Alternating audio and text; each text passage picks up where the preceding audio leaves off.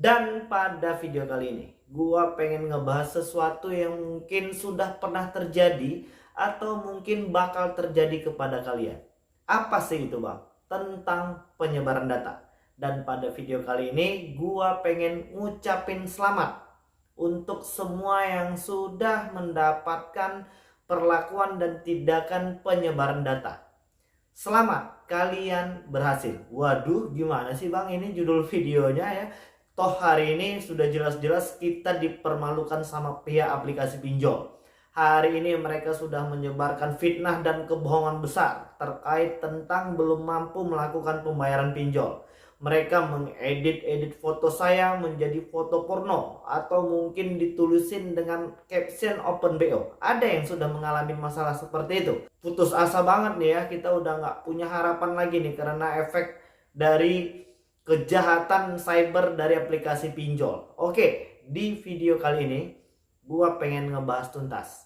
Dan untuk kalian yang sedang menghadapi ancaman ini, kalian harus simak betul-betul video kali ini tanpa skip supaya kalian bisa kembali semangat ya, supaya hari ini keputusasaan itu tidak lagi berlangsung lama, supaya kalian segera bisa bangkit dari segala macam keterpurukan perekonomian hari ini. Oke, untuk kalian yang hari ini sedang menghadapi ya, gua pengen ngebahas yang sedang menghadapi dulu karena ini merupakan sebuah masalah yang panjang ya hari ini, karena banyak dari teman-teman kita itu sedang merasa panik karena sedang diancam disebar data. Oke lah, udah lanjut aja lah untuk yang sudah ngalamin sama yang sedang mengancam ya, sedang diancam untuk dilakukan penyebaran data. Oke, untuk teman-teman yang hari ini belum mampu melakukan pembayaran, kalian harus benar-benar paham strategi permainan dari aplikasi pinjol ini. Ya, untuk kalian yang mungkin masih telat bayar atau mungkin sudah mendekati tanggal jatuh tempo, mungkin hari ini sedang diuber-uber atau mungkin sudah diingatkan berulang kali, baik melalui via telepon atau mungkin via WhatsApp atau SMS. Untuk yang belum mampu melakukan pembayaran atau yang mungkin belum punya ketersediaan uang, ini sudah pasti akan memasuki masa-masa panik. Jadi kalian yang hari ini sudah mendapatkan peringatan seperti itu tidak perlu panik. Santai saja terlebih dahulu. Dan jangan gali lubang tutup lubang. Nikmatin saja dulu setiap proses yang akan kalian hadapi. Beruntung kalian sudah menonton video kali ini.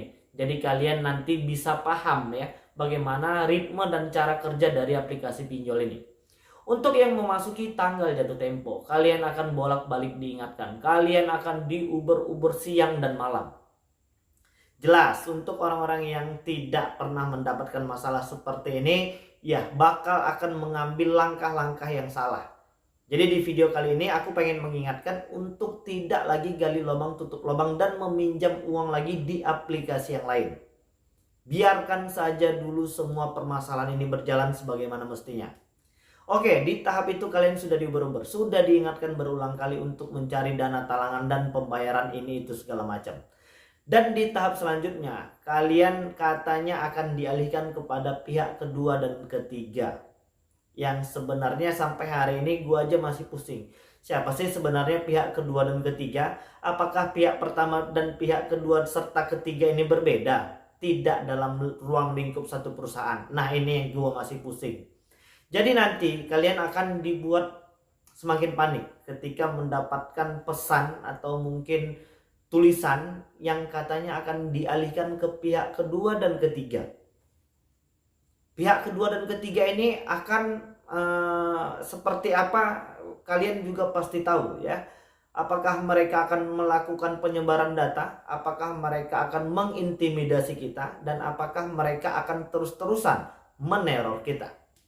Jadi untuk yang hari ini sedang mendapatkan teror dari aplikasi pinjol, yang hari ini sedang panik banget, yang katanya debt collector lapangan dari aplikasi pinjol itu sudah mau datang ke rumah, atau mungkin yang sudah mendapatkan surat somasi dari pihak aplikasi pinjol, atau mungkin ada yang lebih parah lagi yang mungkin sudah mendapatkan foto dan gambar-gambar yang dekat dengan tempat tinggal sesuai yang ada di KTP kalian. Gue pengen ingatkan, yang mendapatkan hal seperti itu, Rata-rata aplikasi pinjol yang punya debt kolektor lapangan tidak melakukan hal itu. Mereka akan langsung saja datang ke rumah kalian tanpa menakut-nakuti terlebih dahulu. Jadi yang mendapatkan hal yang seperti itu biasanya tidak punya debt kolektor lapangan. Pinjol yang menakut-nakuti kalian, yang sudah mengirimkan gambar ini itu segala macam, apalagi yang foto profilnya yang serem-serem banget, yang mungkin dipenuhi tato berkulit hitam, rambutnya gimbal. Ada yang sudah mengalami masalah seperti itu. Mereka tidak punya debt kolektor lapangan. Dan biasanya debt kolektor lapangan tidak mau menunjukkan wajah aslinya. Jadi biasanya yang mengirimin kalian melalui pesan WhatsApp itu kebanyakan foto-fotonya itu yang diambil dari Google. Kalian bisa cek, dan masalah ini udah pernah gua bahas di video-video sebelumnya. Kalian bisa scroll ke bawah dan lihat gambar-gambar debt collector yang ada di Google. Gua udah share di video sebelumnya. Kalian bisa cek tentang masalah yang sudah mau disebar data, bahkan mungkin yang sudah disebar data. Gua pengen ngucapin selamat karena kalian sudah berhasil melewati permasalahan pinjol di tahap yang paling tinggi. Permasalahan pinjol itu klimaksnya ketika kalian disebarkan data. Jadi ketika kalian bisa melewati masalah tertinggi ini dengan tidak panik, dengan tidak melakukan tindakan negatif, dengan tidak cara menggali lubang tutup lubang lagi, dan kalian tidak melakukan tindakan apapun yang hari ini bisa merugikan diri sendiri, orang lain, dan orang-orang yang kita sayangi, maka kalian dinyatakan berhasil. Jadi permasalahan tertinggi dari aplikasi pinjol itu adalah penyebaran datanya. Untuk yang sudah melewati fase ini, maka mereka tidak akan melewati fase apapun lagi yang tertinggi dari situ. Dan biasanya aplikasi-aplikasi pinjol yang melakukan penyebaran data itu adalah aplikasi-aplikasi pinjol ilegal.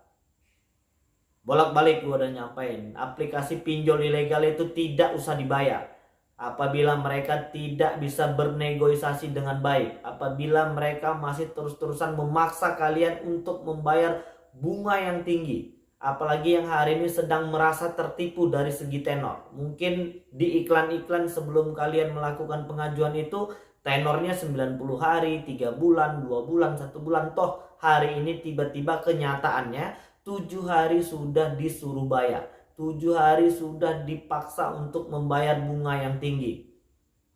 Fix, itu penipuan, itu pinjol ilegal, dan itu pemerasan. Apalagi yang hari ini tidak menerima uang sama sekali, malah tiba-tiba disuruh bayar. Fix, itu pemerasan dan tidak perlu dilayani apalagi dibayar. Jadi udah cukup jelas. Untuk kawan-kawan yang sudah berhasil melewati fase tertinggi dari semua permasalahan aplikasi pinjol ini, yaitu penyebaran data, maka kalian telah berhasil melewati rentetan-rentetan permasalahan pinjol hari ini. Jadi tidak ada lagi yang perlu dikhawatirkan. Dan kalian adalah orang-orang yang berhasil melewati semua permasalahan ini. Setelah perlakuan itu terjadi kepada kalian, ya, gua pengen mengingatkan sekali lagi, fix itu pinjol ilegal yang tidak perlu dibayar. Dan mudah-mudahan kita tetap harus semangat dan sehat ya, supaya kita bisa melewati semua permasalahan hidup hari ini. Oke, jadi mungkin itu dulu yang bisa aku sampaikan, dan mudah-mudahan video ini bermanfaat untuk kita semua. Assalamualaikum warahmatullahi wabarakatuh.